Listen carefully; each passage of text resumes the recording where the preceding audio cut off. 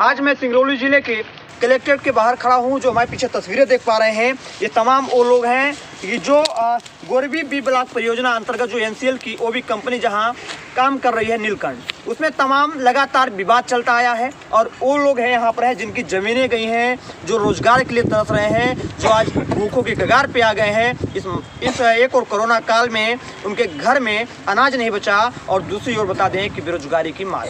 तमाम चीज़ों को लेकर तमाम ये लोग विस्थापित लोग जो मुकदमा झेले, विवाद किए, थाना पुलिस जैसी समस्या भी आई, लेकिन अभी तक कलेक्टर साहब ने इनको न्याय नहीं दे सके।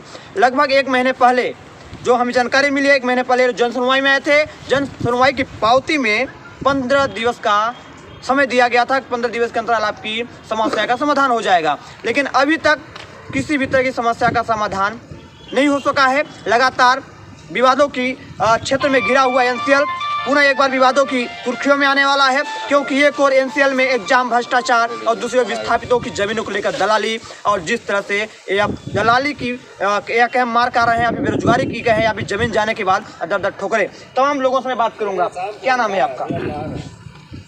नाम बताइए। नाम? राजेश कुमार जी। आपकी भी जमीन गई है एनसीएल में? और पास तोड़ लीजिए। कब से मतलब जब जमीन आपको नहीं मिला, कब से रोजगार के लिए आप भटक रहे हैं? रोजगार 1992 से। कब से? 1992 से मेरा जमीन गया। 1992 से की जमीन गई है। क्या नाम है आपका? राम कुमार। आपकी जमीन कब से गई है, कब से आप मतलब भटक रहे हैं आप? 1992। तो नोटिस तो आई होगी रोजगार आपके लिए, नौकरी के लिए? हमारे यहाँ जो सरपंच सेक्रेटरी है वो लोग खा जाते हैं। एक लोग क्या बताइए, आगे आइए। सरपंच सेक्रेटरी जो हमारे यहाँ है वो सब खा जाते हैं। किसी को नौकरी नहीं मिलता है। बाहर लोगों के लिए ड्यूटी मिलती है, वो 1 लाख 1.5 लाख रुपए लेके घूस, और हम लोग जाते हैं तो प्रशासन हम लोग के लिए आकर अंदर धमकी देती है। एनसीएल की नौकरी सरपंच सचिव कैसे खाएंगे? सरपंच इसलिए खा रहे हैं, वो प्राइवेट कंपनी जो कंपनी है नीलकंठ कंपनी जो आई है, तो जीएम बोला था कि आप लोग को रोजगार देंगे, विस्थापित है तो आपको रोजगार दिया जाएगा, और राशन दे के, और लास्ट में पूरा नेता को, सरपंच, मुखिया, सेक्रेटरी को सबको दे दिए कि आप अपने माध्यम से रखिए। वो गांव के विकास के लिए छोड़ के वो बाहर का लोग के लिए पैसे लेके घूस और आदमी रखवा रहे हैं। आप लोग कुछ दिन पहले कलेक्टर साहब से मिलने आए थे, आवेदन अपने दुख जो भी था आपने सुनाया। क्या इसके बाद आपको समाधान सामने आया? वही पर्ची दिए, बोले कि इसमें 15 दिन के अंदर में आपका परेशानियां दूर हो जाएगी, आपको नौकरी दिया जाएगा, लेकिन आज तक कोई सुनवाई नहीं हुआ। 1 महीना बीत गया। इसके बाद हम लोग यहाँ पर उसी मांग के लिए आए हैं कि सर अब क्या किया जाए, आगे क्या करने वाले हैं? जी सर। तमाम जो चीज, क्या नाम है आपका? आप भी रोजगार के लिए आए हैं, तो आप भी कलेक्टर साहब की जन सुनवाई में गए थे? क्या कुछ कलेक्टर साहब ने बोला है? नहीं, वही 15 दिन के लिए मोहलत लिए थे। 15 दिन के बाद नहीं हुआ हम लोग का, इसलिए फिर आए हैं कि भाई अब क्या करें। तमाम जो चीज़ें हैं, कुछ लोग इधर, इनसे मैं बात करूंगा। बताइए, क्या नाम है आपका? मेरा नाम है मिलन कुमार साहब। कलेक्टर के बाहर खड़े हैं आप लोग, जब समय आप गए, कलेक्टर साहब ने क्या बोला था? कलेक्टर साहब ने सर यही आवेदन दिए हैं, बोले 15 दिवस के अंदर आपकी सुनवाई करूंगा। 15 दिन के अंदर। सर 15 दिन बीत गए, कम से कम 1 महीना होने जा रहा है, कोई सुनवाई नहीं हो रहा है। सर हम लोग बेरोजगार है, हम लोग घर गया है, जमीन गया है। 92 से लेकर के अभी तक जमीनें जा रही है बराबर। उसमें रेलवे जबरदस्ती लोग निकाल रहे हैं, रोकते हैं, बोलते हैं यार आप रोको मत, रोक दोगे तो काम नहीं होगा, इसलिए जाने तो तुम्हारा काम होगा, तुमको रोजगार दिया जाएगा। एनसीएल के अधिकारी क्या बोलते हैं आपकी बात? एनसीएल अधिकारी बोलते हैं आपका काम हो रहा है, आपको अपना जमीन में काम करने दो, रेलवे जब चल जाएगी तो आपको नौकरी दिया जाएगा। फिर बोलते हैं कि भी है देंगे, हो देंगे, टाल मटोल कर रहे हैं सर। ओबी कंपनी की कुछ समस्या है, ओबी कंपनी में भी आप लोग प्रयास नहीं किया रोजगार? प्रयास किया सर। ओबी कंपनी तो सर सब बाहर के लोग रखी है, यहाँ के विस्थापित कोई रखी नहीं है। यहाँ के लोग बोले सरपंच मुखिया को, जो यहाँ के जो बड़े थोड़ा हैं पद पे, उनको बोला गया। अब वो पता नहीं कहाँ के लोग रखवा रहे हैं, किनको रखवाएं कि नहीं रखवाएं। हम लोग का कोई सुनवाई नहीं हो रही है सर। तमाम जो चीज़ें हैं, बात के हमारे साथ कांग्रेस के एक नेता, वरिष्ठ नेता कहें भास्कर मिश्रा जी, लगातार विस्थापितों की लड़ाई लड़ते आए हैं। अभी तक ये आर पार की लड़ाई लड़ने के लिए इस बार मैदान में है ये। उनसे मैं बात करूंगा। आखिर 15 दिन की पहले जो सुनवाई हुई है, कलेक्टर ने जो जन सुनवाई में लोग आए थे, लगभग 1 महीने बीत चले हैं, अभी तक क्यों नहीं इनकी समाधान आया? आगे क्या रणनीति तैयार कर रहे हैं? नीलकंठ कंपनी लेकर जितनी भी कंपनियां हैं, सभी में लगभग इन्होंने रोजगार दिलाने का लिए लगातार प्रयास कर रहे हैं। क्या दिक्कतें जा रही हैं अब? क्या रोजगार को लेकर क्या पहल है आपके आगे? देखिए, सीधी सी बात है कि एनसीएल वहाँ के विस्थापितों के साथ एनसीएल बी ब्लॉक गोरबी ने लगातार अत्याचार और अनाचार किया है। ये वो गरीब हैं जिनके पास 2 बीघा, 1 बीघा, 3 बीघा, 4 बीघा की ज़मीन थी, और इनकी ज़मीनें वो भी ले ली गई। और 1992 में ज़मीन ली गई, 2006 में ज़मीन ली गई और उस समय तक से लेकर के आज तक ये लोग रोजगार के लिए संघर्ष कर रहे हैं। प्लाट भी इन लोगों को नहीं दिया गया और इनका घर गिरा दिया, कईयों का घर गिरा गया है। बहुत लोगों का ऐसा भी है कि मुआवजा नहीं दिया गया, इसके बावजूद भी घर गिरा दिया गया। ये तो रही एक बात। दूसरी बात, रोजगार का मुख्य मुद्दा है। चूंकि देखिए ज़मीनें तो इनकी चली गई, एनसीएल ने ले लिया। जब ज़मीनें चली गई तो इनके पास मजदूरी के अलावा या रोजगार के अलावा पेट पूजा करने के लिए या अपना पेट भरने के लिए कोई दूसरा साधन नहीं है अपने परिवार को पालन करने के लिए। लेकिन इस बात का ख्याल न तो प्रशासन को है न तो एनसीएल को है। ये लोग कहते हैं कि ज़मीन का मुआवजा इन लोगों ने 93 के हिसाब से दिया और 2006 के हिसाब से दिया, और जब नौकरी की बात आती है तो बोलते हैं कि 2 एकड़ की अब होगा, मतलब अभी लेटेस्ट 2012 वाला जो अधिनियम है उसके हिसाब से देंगे। मतलब ये लगातार कैसा न्याय है ये कि आप पैसा मुआवजात जो है तो 1992 और 2006 के हिसाब से दोगे, और नौकरी यानी उस समय नौकरी मिलती थी 50 डिसमिल में सामान्य वर्ग को, ठीक है, और 2 डिसमिल 3 डिसमिल में SC ST एक्ट वर्ग को, ठीक है।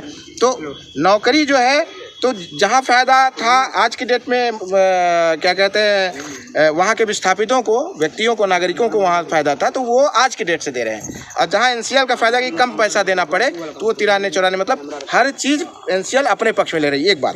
दूसरी बात, अगर आप एनसीएल कहती है कि हम इतने लोगों को एक साथ रोजगार नहीं दे सकते, तो फिर इतने लोगों का एक साथ ज़मीन कैसे अधिग्रहण कर लिया आपने?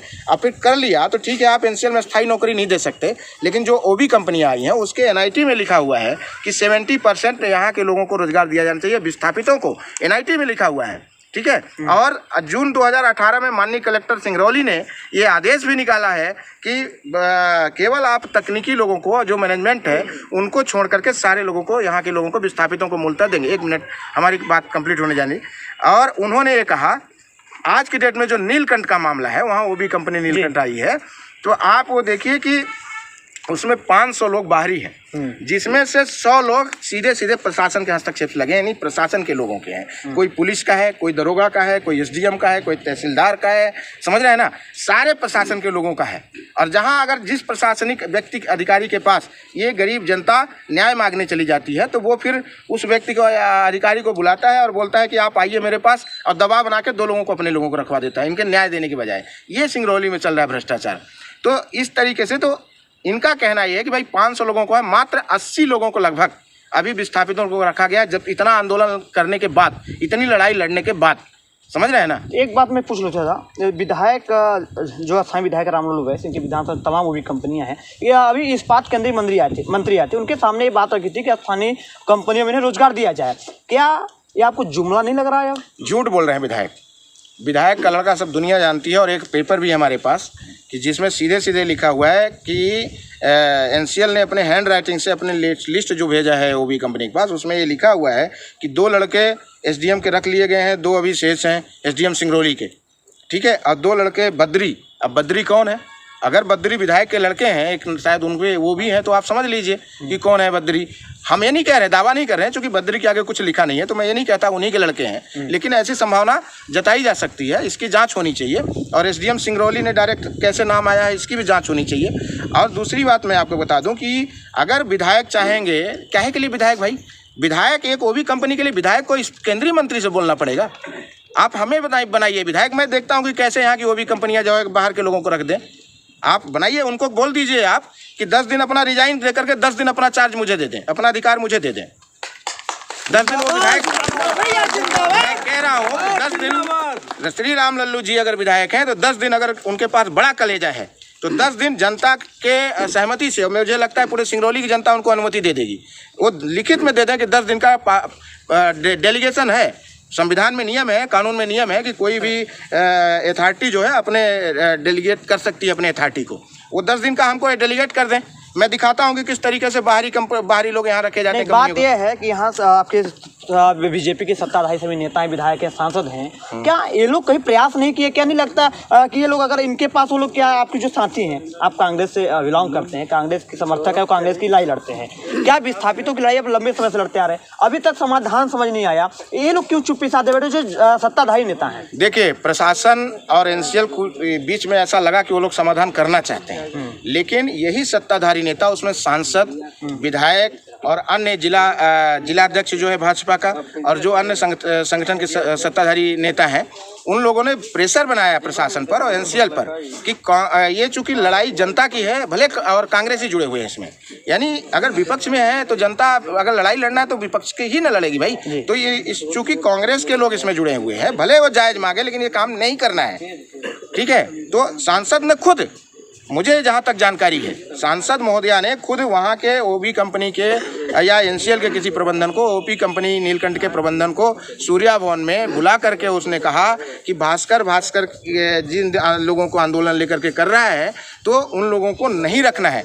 और उन्होंने यह भी, मैंने सवाल किया था उस समय कि आखिर यहाँ के लोगों को, सिंगरौली के लोगों को न रखा करके सांसद ने सीधी के लोगों को कैसे रखा दिया, रीवा के लोगों को कैसे रखा दिया। तो सांसद का जवाब ये था इस पर, जो मुझे सुनने में आया, मेरे पास कोई ऐसा प्रमाण नहीं है क्योंकि सुनी सुनाई बात हमने कहा है, ठीक है, जो हमारे पास बात उड़ के आई है, पहुँच के आई है ऐसे लोगों के द्वारा, बहुत किंवदंतियाँ होती हैं आप जानते हैं, तो उसमें बहुत कुछ इधर उधर जुड़ा भी होगा, मैं नहीं कहता, लेकिन बात जब बिना, देखिए आग के धुआं नहीं उठता, अगर वहाँ से बात कही गई हो तभी हमारे तक पहुँची है। तो उन्होंने ये कहा कि भाई हमारा सांसद का अधिकार होता है कि वो सीधी नहीं व्यवहारिक लोगों को रखाएंगी, ठीक है। इसमें भास्कर कौन होते हैं मना करने वाले? यहाँ की जनता, सिंगरौली की जनता कैसे मना कर सकती है? हमारा अधिकार है, एक सांसद का अधिकार है। तो मेरा उनको ये जवाब है कि निश्चित रूप से आपका अधिकार है लोगों को रोजगार दिलाने का, अपने लोकसभा क्षेत्र के लोगों को रोजगार दिलाने का, लेकिन आप सीधी में के लोगों को रोजगार दिलाइए, सीधी में एक इंडस्ट्री खोल लीजिए, वहाँ एक इंडस्ट्री खुलवाइए। 10 साल से आपकी सेंटर में गवर्नमेंट है, 15 साल 16 साल से आपकी स्टेट में गवर्नमेंट है, और सौभाग्य से आपका 15 साल से आप पहले आपका बीजेपी का सांसद भी रहा है 5 साल, और फिर 10 साल से आप सांसद हैं। तो एक इंडस्ट्री आप वहाँ खुलवाइए, वहाँ के लोगों को रोजगार दीजिए, हमें कोई तकलीफ नहीं है, न सिंगरौली की जनता को कोई तकलीफ है। और व्यवहारी में एक इंडस्ट्री खुलवा लीजिए, आप वहाँ के लोगों को दीजिए। इसका मतलब है सांसद जी, ये सब आप नहीं करना चाहती, हमारे बच्चों की थाली को खींच करके और आप दूसरे को देना चाहती हैं, और सीधी और व्यवहारिक के लोगों को भी एक तरीके से आप उनके सामने धूर्तता प्रकट कर रही हैं, उनको बेवकूफ़ बनाने का काम कर रही हैं। आपकी अपनी कमजोरी को छिपाने के लिए दूसरे की थाली उठा करके आप दूसरे को दे रही हैं, आपस में आप यहाँ की जनता को लड़ा रही हैं, आपस में भाइयों को लड़ा रही हैं, और आप कह रही हैं रोजगार दे रहे हैं। ये रोजगार देना होता है? अगर रोजगार आप दे रही हैं तो वहाँ जाकर के इंडस्ट्री को आप खुलवाइए। भाई सांसद है, आपकी सिटिंग गवर्नमेंट है, दो जगह, स्टेट और स्टेट में, इससे अच्छा सौभाग्य क्या हो सकता है? चलिए, आप लोग कलेक्टर के बाहर आए, 15 दिन पहले जन सुनवाई में तमाम एक लोग आए थे, क्या कलेक्टर साहब ने क्या आश्वासन दिया, क्या कुछ बोले हो? मैं अभी कलेक्टर महोदय ने हमको अंदर बुलाया था 2-3 लोगों को, तो हमने मना कर दिया। हम बोले हम अंदर आके नहीं मिलेंगे, ये जनता है और इसके सेवक आप हो, आपको इनके समक्ष आकर के बात करनी पड़ेगी। अगर आप आएंगे बात करेंगे तो हम लोग बात करेंगे, नहीं करेंगे तो हम लोग यहीं बैठे रहेंगे। और ये बैठकी चलेगी 16 तारीख तक। अगर कलेक्टर महोदय, देखिए मुद्दा क्या है कि 15 तारीख को इन लोगों को, 24 तारीख को हम लोगों ने, आपको पता होगा कि हम लोगों ने कोल ब्लॉक किया था, आंदोलन किया था। वहाँ पे उन लोगों ने कलेक्टर महोदय ने फ़ोन के द्वारा, एसडीएम के फ़ोन से हमको कहा कि हम इसको जिला विस्थापन समिति में ला करके, और विस्थापन समिति में इसको वैधानिक मान्यता दे करके, और आप लोगों का आमने सामने बैठा के बात कराएंगे और लोगों को रोजगार दिलाएंगे। तो हम इस बात पे उठ गए, बात हमने कलेक्टर की मानी। अब कलेक्टर से बड़ा बॉस तो कोई होता नहीं है, कोई अधिकारी होता नहीं है जिले में। तो फिर इन लोगों ने वो विस्थापन समिति की मीटिंग नहीं कराई आज तक, ठीक, उसकी रिकॉर्डिंग भी है हमारे पास। दूसरी बात, फिर उसके बाद ये औपचारिकता की सुनवाई की, तो उसमें से पूरे जिले भर की सुनवाई की। अच्छी बात है, करें, किसी तरीके से जनता की बात सुने। तो हमने उस सुनवाई को यहाँ के लिए 15 तारीख का डेट दिया गया गोरबी बी ब्लॉक के लोगों को, वो लोग भी आए और अपना आवेदन दिया। लेकिन और उसमें एक पावती दी गई है, जैसे पावती है, आपने देखा होगा कि ये पावती दी गई, इसमें 15 दिवस का लिखा होगा, 15 दिवस में आपका समाधान होगा, ठीक है। आज आप जैसा कि जानते हैं कि 15 दिसंबर से लेकर 30 दिसंबर को 15 दिन पूज गया, फिर इसके बाद आज 12 तारीख है, ठीक है, लगभग 1 महीना पूजने वाला है। तो हम लोग इतने लोग मिल करके यही आए हैं कलेक्टर साहब की पावती देने का, कि ये पावती का क्या मतलब हुआ। एक चीज़ और बता दूं आपको कि 24 तारीख को ये भी बात हुई थी कि जो विस्थापितों का समाधान ये लोग ग्रामीण क्षेत्र में, यानी पूरा प्रशासनिक अमला जाएगा, वहाँ जनप्रतिनिधि भी होंगे, वहाँ आप लोग में मीडिया के लोग भी होंगे, और उनके समक्ष जनता की पूरी बात रखी जाएगी। 1 दिन का पूरा समय दिया जाएगा, 2 दिन का समय दिया जाएगा, और बाकायदे उसकी सुनवाई होकर उसका समाधान किया जाएगा। तो वहाँ फील्ड में ना जा करके इतनी जनता को वहाँ बुलाया गया, जिससे आधे लोग तो आ भी नहीं पाए। अब बहुत लोग आए तो भटकते रहे बेचारे, वहाँ पाए ही नहीं सामुदायिक भवन को, आधे ऐसे ही लौट गए। तो बुलाने के बावजूद भी कोई समाधान नहीं हुआ। एक बात और 16 जनवरी को मुख्यमंत्री आ रहे हैं, क्या इसमें आपकी कुछ तैयारियां हुई? क्या उनको तैयारियां नहीं, मैंने ये आपको नोटिस मैंने सोशल मीडिया में दिया है, आपको शायद व्हाट्सएप भी मैंने किया है। जी। मेरा फोन कहाँ बताइए बताइए ना। तो अभी मेरा ये शेड्यूल है। मैंने जो नोटिस दिया है इनको, आज 12 तारीख को यहाँ हम लोग इकट्ठे होंगे। कलेक्टर महोदय अगर मिलेंगे तो उनसे पूछेंगे कि रिसीविंग का क्या मतलब है। नहीं मिलेंगे तो हम लोग अभी यहाँ बैठे हुए हैं। शाम को चूंकि ये कार्यालय बंद हो जाएगा तो हम लोग गेट पे बैठेंगे, जो मेन गेट है, और अब फिर उसके बाद कल से लेकर के 16 तारीख तक वहीं बैठेंगे। आज शाम से लेकर के उस गेट पे, मेन गेट पे ब्लॉक करके, और 16 तारीख तक बैठेंगे हम लोग। और धीरे धीरे और पब्लिक आ रही है अभी, और 16 तारीख को माननीय मुख्यमंत्री से इसका जवाब लिया जाएगा कि ये सारा रिसीविंग का क्या मतलब हुआ आपके।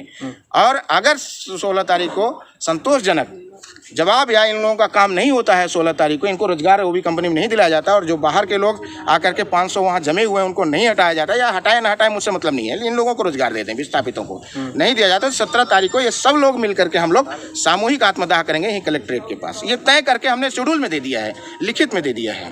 बहुत बहुत धन्यवाद। जो तमाम जो चीजें थी, जो तमाम जो चीज़ थी, मैंने एक बार आपको बता दूं कि विस्थापित और बेरोजगारी और प्रदूषण की समस्या सिंगरौली में बहुत तगड़ी है, बहुत तेजी गति से बढ़ता जा रहा है। कहा जा रहा है कि सिंगरौली ऊर्जा धानी है, लेकिन लोगों में ऊर्जाओं की लगातार अब कमी आती नजर आ रही है कि वो जिस तरह से लोगों में एक ऊर्जा की शक्ति ऊर्जा धानी देती थी, आज वह बेरोजगारी और विस्थापन और प्रदूषण की मार झेल रहे हैं। देखिए आपकी रिपोर्ट, मैं उमेश कुमार।